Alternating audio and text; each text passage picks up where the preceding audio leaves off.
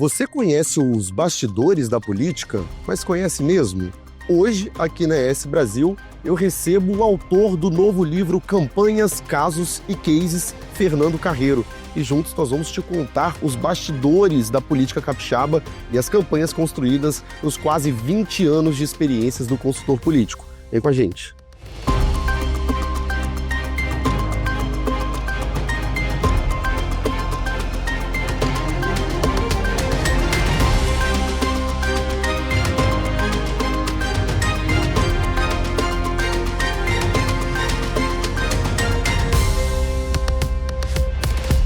Muito bem, Fernando, bem-vindo a ES Brasil, um prazer recebê-lo para a gente debater um pouquinho desse novo livro. E eu já começo te perguntando, né, de onde surgiu a ideia de reunir toda essa experiência que você acumulou, né, como consultor de política, enquanto uma pessoa tão ligada à política, sobretudo do Espírito Santo, em um livro. Seja bem-vindo. Obrigado, Robson, pelo convite, a ES Brasil também. Bem, eu sou jornalista de formação e uma das tarefas muito gratas do jornalismo é contar histórias. E ao longo de 20 anos trabalhando, ajudando figuras públicas, nem sempre políticos, muitas delas figuras, algumas personalidades, a construir suas histórias, a gente acaba tendo muita história para contar. E quando a gente conta história, a gente acaba falando muito mais sobre a gente do que sobre as próprias histórias. Então eu resolvi reunir todo esse compilado de grandes histórias. É claro que ali tem apenas uma parte desses 20 anos, e a parte que é publicável, embora tenha alguns segredos e revelações, que quem acompanha a política do Espírito Santo, sendo capixaba ou não, já viu na frente das cortinas. Eu conto o que aconteceu por trás das cortinas. Evidentemente, com o meu dever ético, eu conto aquilo que pode ser revelado, mas tem muita coisa que as pessoas não imaginavam, e eu quero ajudar também aqueles que têm interesse em saber como são feitas campanhas eleitorais, aos estudantes, às pessoas que gostam de política e aos próprios políticos que querem conhecer como foram construídas reputações, como foram gerenciadas crises nesses ambientes. Afinal de contas, campanha eleitoral é uma crise com tempo determinado para começar e acabar, e ajudar todas essas pessoas a entenderem o que acontece na coxia da política.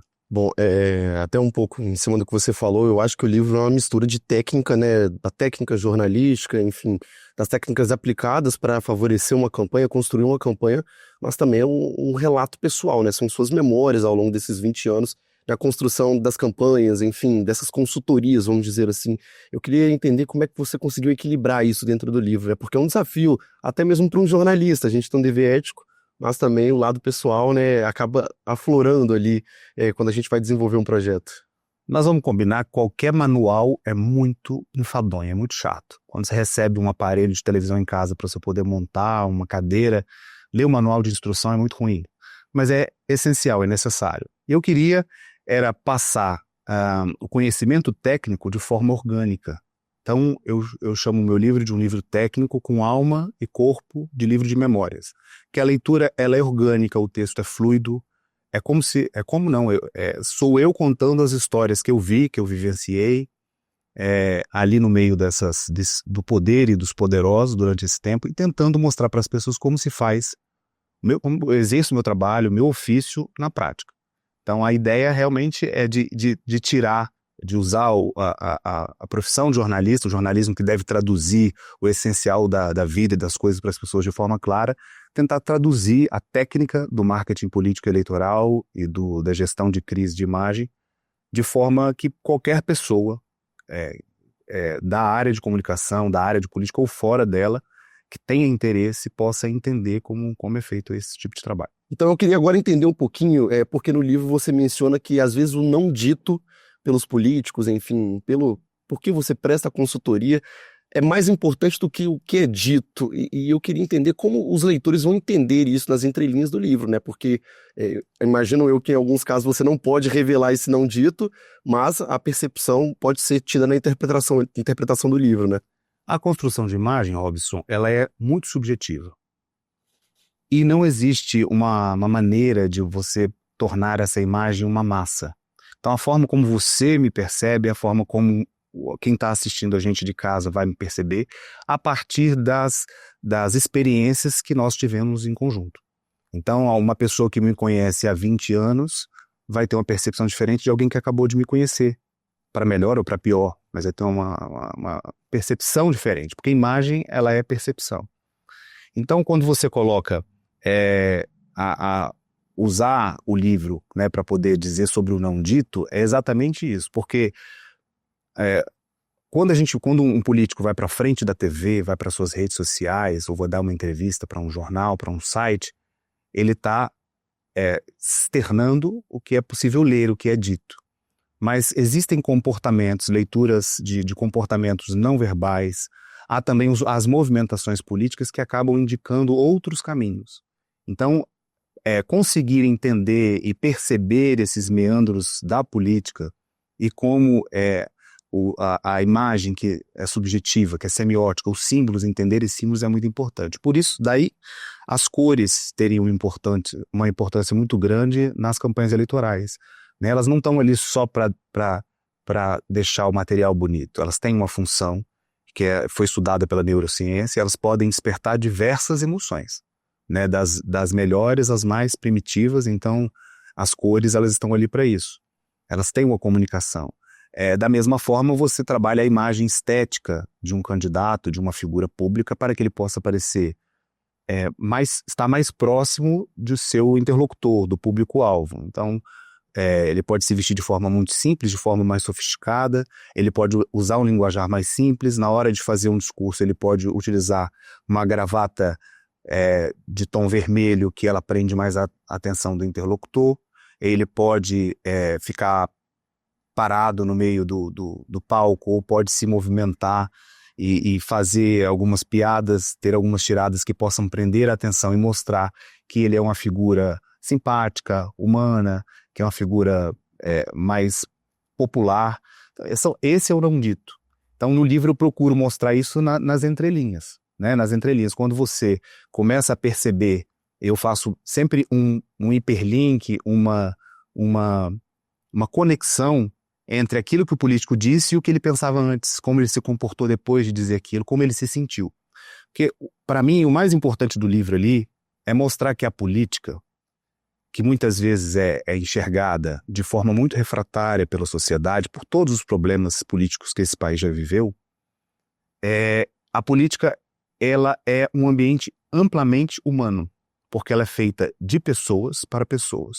Então, no livro eu procuro mostrar que é importante entender que os políticos, antes de serem os políticos, em que todo mundo acaba considerando como deuses, eles são seres humanos normais, com suas angústias, suas indecisões, suas dúvidas, né? E também a parte mais sensível, tem família, né? E isso é importante mostrar, porque os políticos vão errar, eles vão cometer deslizes, né? E também vão se arrepender, como qualquer outro ser humano. E mostrar que as pessoas que trabalham com marketing político, se os políticos são considerados deuses quase inatingíveis, né? Os marqueteiros, ditos marqueteiros, são considerados semideuses quase invencíveis. E é mostrar que isso não existe, que ali é trabalho, são pessoas trabalhando para outras pessoas e tentando conversar com outras pessoas que são os eleitores. Eu vou até já pegar o gancho, porque você citou o termo marqueteiro, né? E é uma alcunha que você rejeita de alguma forma, até dentro do livro, né? Você explica um pouco isso. Eu queria entender um pouquinho como que essa identidade, né? Essa atribuição que é feita de marqueteiro político, por que você acha que ela não é tão específica, pelo menos no seu caso, para te definir enquanto a sua atuação nesses 20 anos? Marqueteiro, a alcunha de marqueteiro, ela virou sinônimo de bandido. Depois da crise do mensalão e do petrolão, nós tivemos alguns marqueteiros que foram presos, né? Outros foram devidamente escorraçados da vida pública, do convívio social, por erros. E faz parte dos escândalos, porque um escândalo ele nasce de diversas formas, né? Na época que a comunicação era vertical, feita pelas emissoras de TV e pelos grandes jornais, elas começavam com a nota plantada nos jornais, um jornal começava a investigar determinado esquema de corrupção ou qualquer outra coisa. Hoje ela nasce em qualquer ambiente. Nós estamos sendo monitorados diariamente por câmeras de vídeo monitoramento nas ruas, pelas câmeras do celular. Você não tá sozinho em lugar nenhum. Você pode estar numa festa, numa rua escura, em qualquer outro lugar, pode ter alguém com o celular gravando, te gravando, fazendo com você, mostrando que você está cometendo ali naquele exato uma exposição. Então, assim, essa questão da estigmatização do marqueteiro, você pode comparar o vermelho na política hoje. O vermelho é sinônimo de banditismo, de corrupção, da esquerda, do comunismo. Por causa dos eventos do Mensalão e do Petrolão, o vermelho passou a ser uma cor ingrata e inabitável na política. Ninguém quer fazer vermelho. Ninguém quer utilizar o vermelho. Nem mesmo os candidatos da esquerda querem utilizar o vermelho. A alcunha de marqueteiro, né, esse conceito, eu acho que para mim se tornou estigmatizado, né? Mas tem o meu lado. O meu lado é entender que eu sou um jornalista, embora eu trabalhe no campo das relações públicas. Já trabalhei em redação de jornal, hoje e há 20 anos trabalho no campo das relações públicas. Mas eu continuo sendo um jornalista na essência. O que é um jornalista na essência? Aquele jornalista que tem compromisso com a verdade. Os políticos nem sempre estão contando mentira. Quase nunca estão. São poucos. Muitos deles são incompreendidos.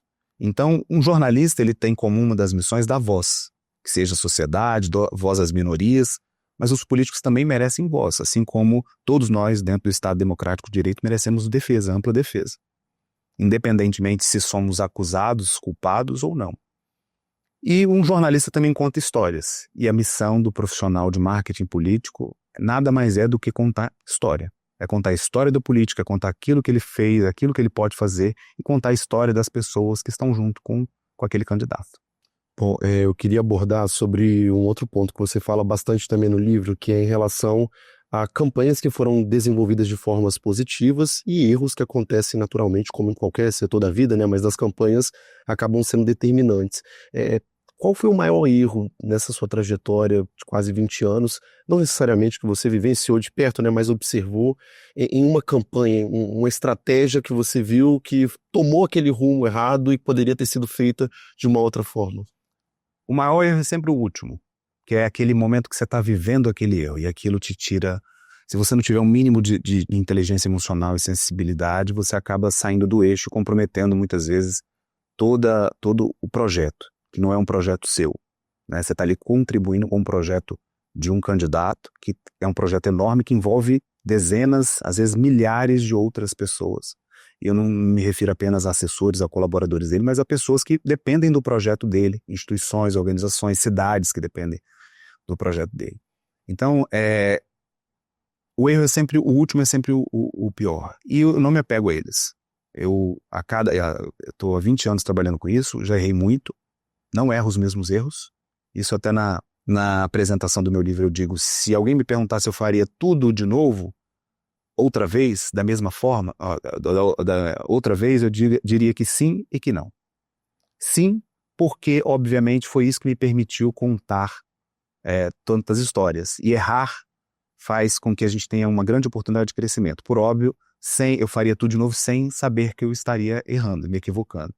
E não, porque no momento em que a gente se dá o direito de repetir erros antigos, você não se abre para novas oportunidades de viver outras coisas, de vivenciar novas histórias.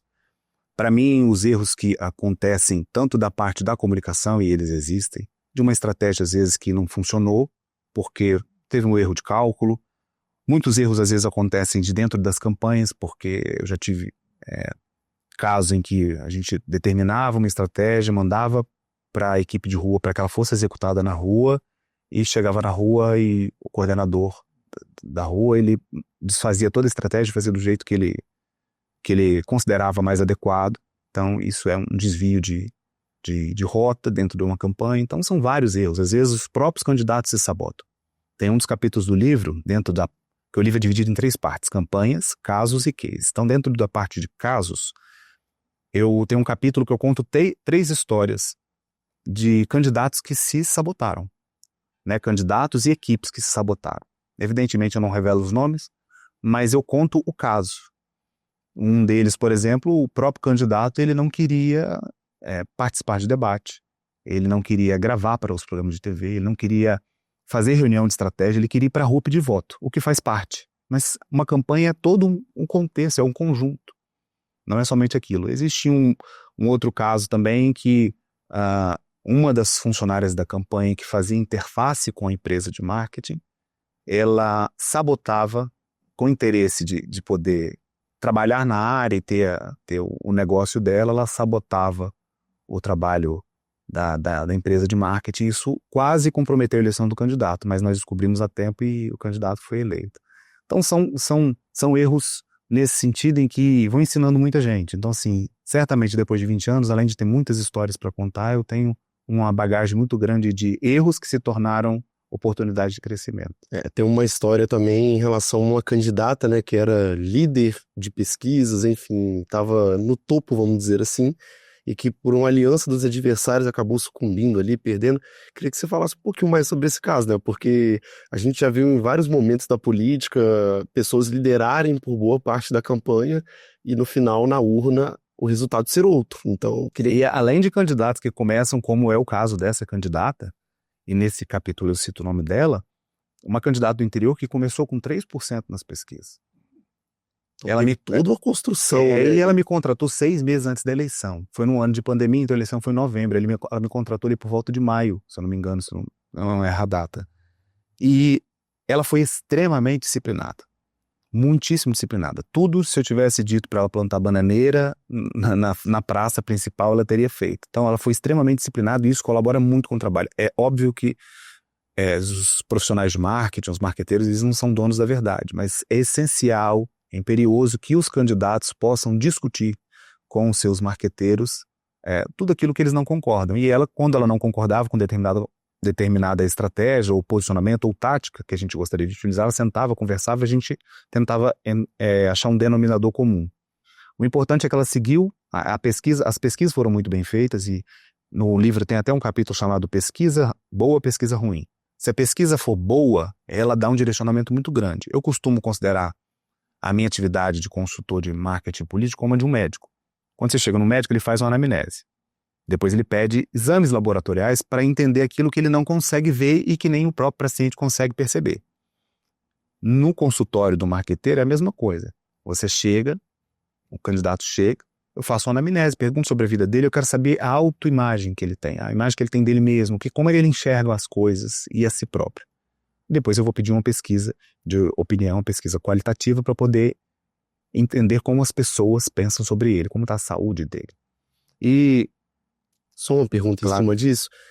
Quando você recebe essa autoimagem e confere com a pesquisa, a maioria dos casos são distorcidos ou são bem... Não. Muita coisa bate. Só que o político ele tem uma visão limitada sobre muitas coisas. Ele tem uma visão a partir da perspectiva dele. Todos nós temos uma visão a partir da nossa perspectiva, que hoje recebe aquele nome bonito de bolha, né? Sim. Então cada um está dentro de uma bolha, às vezes está mais de uma, porque você circula em outros ambientes, mas a gente não enxerga o todo. Então, nesse momento às vezes bate, às vezes não bate muito com a percepção dele, mas isso é exatamente para isso que existem as pesquisas, para que a gente convirja, pegue a autoimagem, a imagem real, que é como ele é percebido, para a gente conseguir chegar até a imagem desejada, que é como a população gostaria de enxergar aquela pessoa. Sou contra e não pratico a arte de moldar pessoas de acordo com o pensamento popular. Isso é uma afronta à inteligência dos candidatos, é uma afronta à personalidade, à história, a história de vida deles, né? O candidato tem vida própria, tem história, tem memória, tem família, fala, tem os pensamentos dele, as ideologias e os ideais. Então, eu procuro utilizar, respeitar essa personalidade dele, né, como ele é, as características dele, e tentar apresentar para as pessoas as qualidades, né, potencializar as qualidades dele. Esse é o papel, acaba sendo contar histórias. Bom, eu queria agora entrar um pouquinho justamente nesse drama que envolve a política, né? Você diz que as campanhas políticas podem ser tão dramáticas quanto os clássicos shakespearianos. Tem algum episódio que você relata dentro do livro que é o exemplo disso, assim, é a essência exatamente dessa definição? Tem um caso tem muitos casos. O principal deles, assim, eu acho que o destaque do livro é o caso de um candidato que, durante a campanha, no meio de uma campanha eleitoral, ele em ascensão nas pesquisas, foi vítima de uma operação do Ministério Público com a Polícia Civil.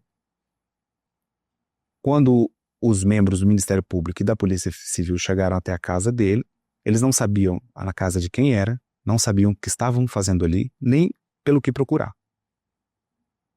Eu não posso asseverar que era algo armado, enfim, isso não me cabe fazer essa adivinhação. Essa adivinhação.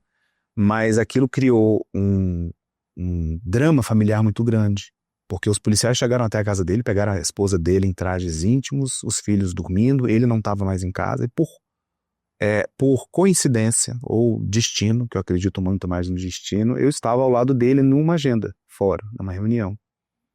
E a esposa dele me ligou, nós voltamos para a casa dele e os policiais já não estavam mais ali porque eles não tinham o que procurar, não levaram um celular, não levaram um computador, não tinha mala de dinheiro, não levaram um papel. Só que aquilo criou um ambiente dentro de uma campanha eleitoral. Na época era uma campanha as campanhas tinham 90 dias, nós estávamos na metade, a gente tinha umas 45 dias pela frente. Criou um ambiente dramático na casa dele. Ele ficou as 2 semanas seguintes dentro de casa, sem conseguir sair para nenhuma agenda, sem gravar programa de televisão, porque ele passou por um momento extremamente delicado que mexeu muito com o seio da família dele, sabe? De ter o nome dele investigado e divulgado à época pelos jornais, pelos sites, pela imprensa, na televisão. A operação da polícia sempre é uma... um espetáculo. É um espetáculo. E espetáculo, inclusive, a gente pode entrar, que o espetáculo deriva muito de escândalo, né? Nós vivemos uma sociedade, né, do espetáculo desde muito, né? Guy Debord escreveu um livro sobre sociedade do espetáculo. Nós vivemos uma era em que os escândalos, eles emergem de todo quanto é lugar. E também se esvaem, vão embora com muita rapidez. Um escândalo de hoje, daqui a 2, 3 dias, já deu lugar a outro escândalo. Mas há que se ter uma responsabilidade da imprensa e por parte da promotoria pública também, com qualquer outra figura pública ou que não seja pública, para que seja respeitado todos os níveis de investigação, de culpabilidade dentro do Estado Democrático de Direito. Afinal de contas, muitas vezes aquele investigado, que está sendo investigado, ele não vai preso, porque a história está cheia de casos para poder comprovar o que eu estou dizendo. Ele não vai preso porque não tinha qualquer prova, né? Não vai preso, não é acusado de nada, não responde sequer ao processo, não chega a ser acusado. Só que durante esse processo de investigação, o espaço que dão a ele nos jornais, na mídia, os discursos, e hoje com as redes sociais, ele passou por uma crise muito pior. A crise de imagem ela é sempre pior do que qualquer outra crise, porque as outras crises você se resolve. Muitas vezes uma crise de imagem, ela nunca se resolve. O máximo que você pode fazer muitas vezes é dar a sua explicação, e muitas vezes você não encontra espaço adequado e em mesma proporção quando você é livrado de um processo. Existe um ex-ministro da Saúde do governo de Collor, Alceni Guerra, e ele foi execrado pela imprensa na época não existiam redes sociais, como um caso muito parecido que a gente tem, que é da escola de base.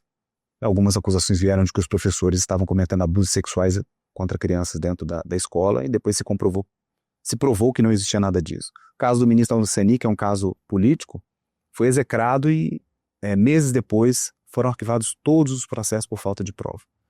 Só que a vida pública dele, eu não digo a política, ele era deputado federal, estava exercendo a função de ministro, só que a vida pública dele acabou. Nunca mais conseguiu se eleger, se candidatar e nem trabalhar no meio político. Muito menos ter qualquer sociedade e empresa, porque ninguém queria ser sócio de um leproso. Então, o espetáculo, o escândalo, e hoje isso é muito mais evidente, hoje é chamado de cancelamento, eles são muito nocivos para a imagem dos políticos. Então, assim, É isso que eu chamo de drama shakespeariano. Muitas vezes você pode arruinar uma vida de uma família, e por mais que ela tenha um mínimo de culpabilidade, a família, a família, ela não deveria passar por esse processo todo junto com a pessoa.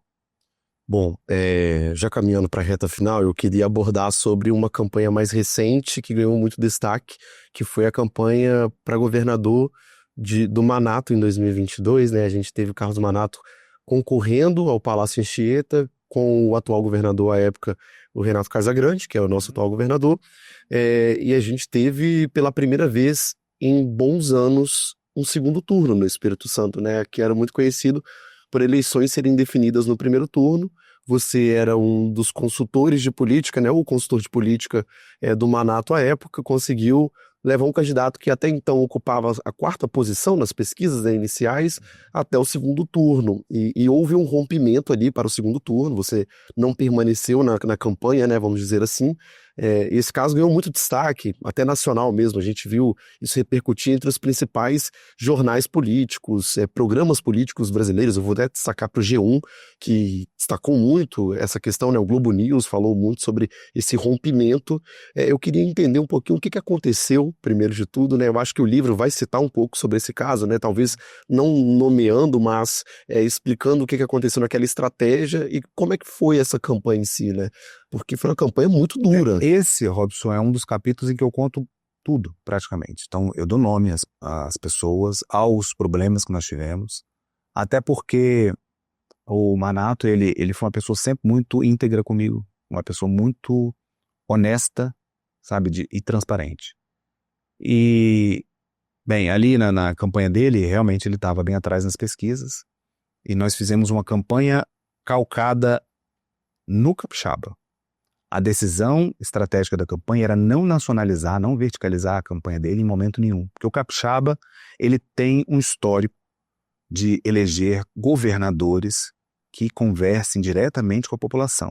Nós não tivemos casos de prefeitos de grandes cidades aqui e de governadores que foram eleitos numa campanha nacionalizada. Então, ele sempre... Nacionalizada, você se refere à disputa presidencial, né? Assim, e nós decidimos que o Bolsonaro era importante para a campanha do Manato, mas que ele não deveria ser o protagonista. O protagonista da campanha é o candidato. Diferentemente de outros cenários. Cada cenário é um, às vezes é preferível não usar a figura do candidato, usar de um. E no livro a gente tem casos assim parecidos, mas nesse caso especificamente o Manato era o protagonista da campanha. Ele começou a se preparar 1 ano e meio antes da eleição. Ele me contratou 1 ano e meio antes da eleição e começou a se preparar, estudando, visitando os municípios. Então ele estava realmente preparado para chegar ao patamar que chegou. E do primeiro para o segundo turno nós tivemos um problema. Eu não vou dar spoiler, vou deixar para que o pessoal possa ler no livro.